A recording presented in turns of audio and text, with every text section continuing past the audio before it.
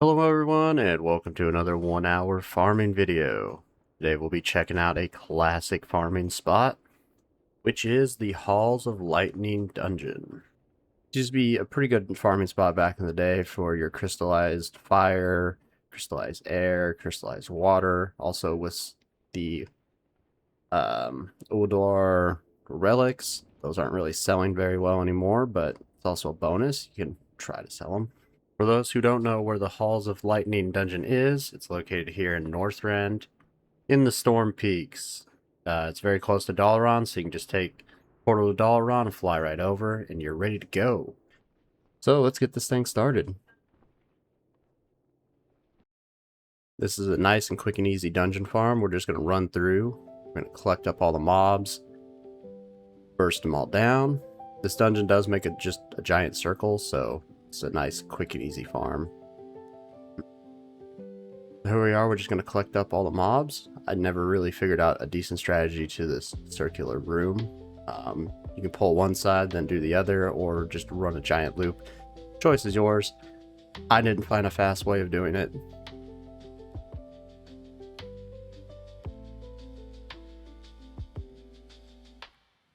So in this dungeon, you're going to be getting a whole lot of BOE greens and blues and junk.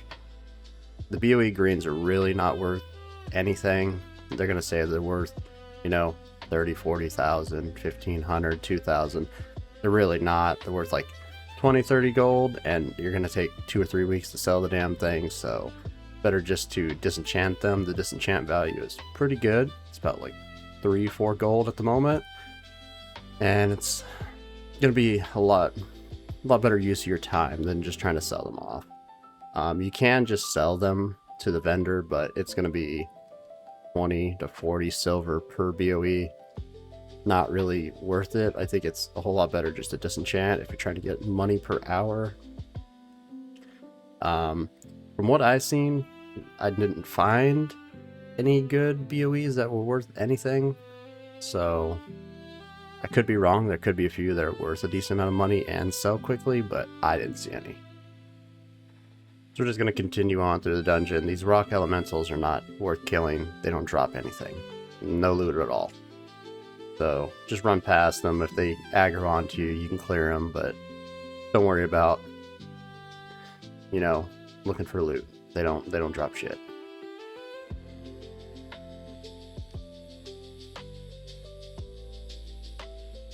These are the elementals, though, that we are looking to kill. These are the ones that drop your crystallized water, crystallized air, crystallized fire. So we want to make sure to get these every run.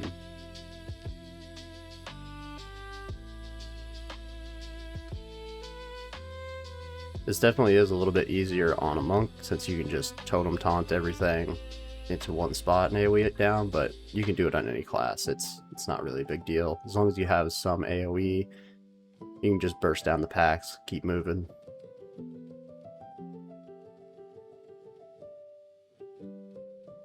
This room that we're coming up to after this pack of mobs is also going to be another one that drops your crystallized air, so you want to make sure to clear everything in the 3 rooms before the boss.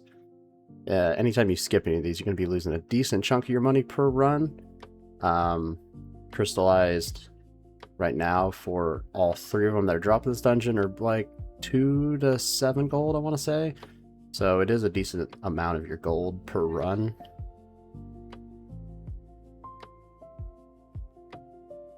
We're just going to keep clearing our way through the dungeon. Nice and easy, nice and simple. It's a great dungeon if you just want to put on a YouTube video, put on a movie, not really pay too much attention.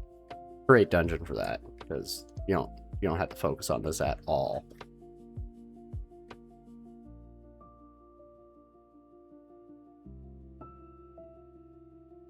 And here we are, the last boss of the dungeon. Take him out, loot him, and then you can jump off the back and then right back to the entrance, reset instance, and right back to it. It's just as easy as that.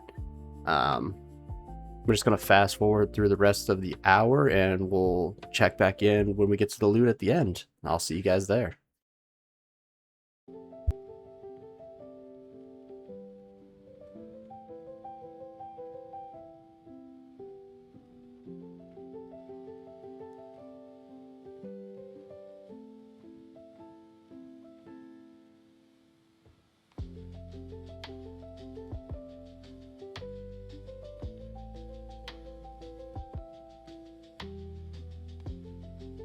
Here we are coming up to about the end of the hour, and there's one thing that I forgot to tell you is you don't have to worry about the dungeon lockouts on this dungeon. The runs are so long that you'll never hit your cap unless there was some way that I did not figure out to make it faster.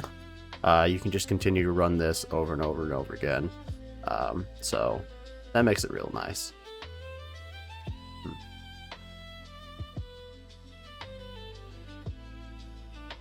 So here we are, end of the hour. Let's Hearthstone back to Orgrimmar and let's see what we ended up with.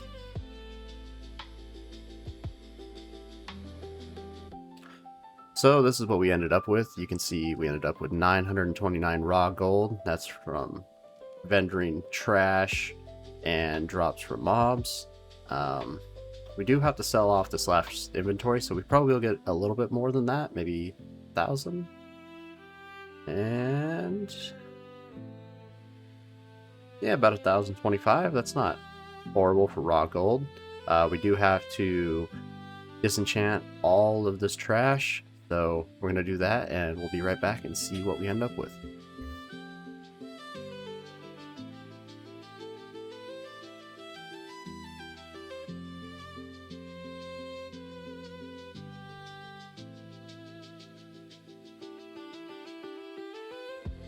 So here we are. We ended up with a decent amount of enchanting materials, decent amount of cloth, fair bit of crystallized, and a whole lot of Ulduar relics. So let's hope those actually sell off this time. They usually have a hard time selling. The rest of it usually goes pretty quick. So let's sell this off and see what our final total is. So here we are with our final total. After selling everything, we ended up with 2,524 gold. At the current WoW token price of 236,000, it would take about 93 hours of farming in the Halls of Thunder to afford a WoW token. So this is definitely not the greatest farm. Could be worse, but do you really want to spend that much time in the Halls of Thunder? Probably not. But that's why we do these videos. So if you have any other farming spots you want me to check out, please leave a comment, like, subscribe, all that good stuff. And I'll be hopefully posting another video every day, just checking out all the random farming spots that you may not think are useful or good, but we're going to find out if they are or are not. So I'll catch you next time. Later.